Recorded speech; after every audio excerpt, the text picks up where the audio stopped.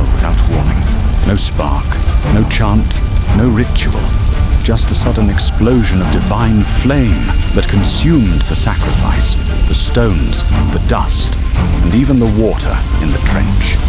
In that moment, an entire nation fell silent, and then to their knees. But before the fire fell, there was a challenge. Israel was in spiritual darkness. King Ahab ruled, but it was his wife Jezebel who truly held power. She had turned the hearts of the people away from the Lord and toward Baal, a false god worshipped as the giver of rain and fertility. Altars to Baal filled the land, while the prophets of the Lord were hunted down and killed. And then one man stepped forward, Elijah the Tishbite. No army, no title, no fear. He appeared before King Ahab and declared that there would be no rain in Israel except by the word of the Lord. And for 3.5 years, the skies were shut. The land dried up. Crops failed. Hunger spread. And Baal, supposed god of rain, was silent. Then Elijah returned. He summoned King Ahab and gathered all Israel on Mount Carmel, along with 450 prophets of Baal.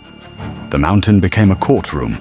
The people stood watching, and Elijah asked a question that cut deep.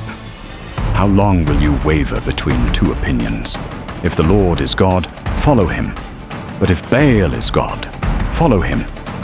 The people said nothing, so Elijah proposed a test. 2 altars, 2 sacrifices, no fire. The God who answers by fire, that is the true God. The prophets of Baal went first. They prepared their altar and began to cry out from morning until noon. They shouted, they danced, they begged, "O Baal, answer us!" But there was no response, no voice, no fire. As the hours passed, Elijah began to mock them. "Shout louder," he said. "Maybe your God is deep in thought, or busy, or traveling. Perhaps he's asleep and must be awakened." Humiliated and desperate, the prophets of Baal cried louder. They cut themselves with knives until blood flowed. They raved until evening. Still, nothing. Then Elijah stepped forward. He repaired the broken altar of the Lord using 12 stones, one for each tribe of Israel. He arranged the wood, placed the sacrifice on it, and then did something unthinkable. He ordered water to be poured over the altar. Once, twice, 3 times, so much water that it filled a trench around the altar. Then Elijah prayed. No shouting, no ritual, no theatrics. "Lord, God of Abraham, Isaac, and Israel, let it be known today that you are God in Israel, and that I am your servant.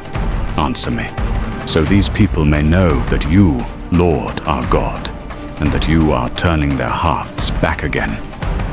And that's when it happened. Fire fell from heaven.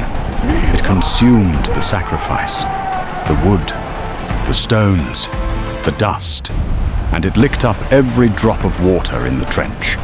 When the people saw it, they fell face down and cried out, "The Lord, He is God! The Lord, He is God!" The prophets of Baal were seized. The deception was exposed, and the power of the true God was undeniable. Then Elijah climbed to the top of Mount Carmel, bowed low, and prayed for rain. 7 times his servant looked toward the sea. 7 times, nothing. But the 7th time, a cloud the size of a man's hand appeared on the horizon. Soon the sky grew dark, the wind rose, and rain fell on Israel again.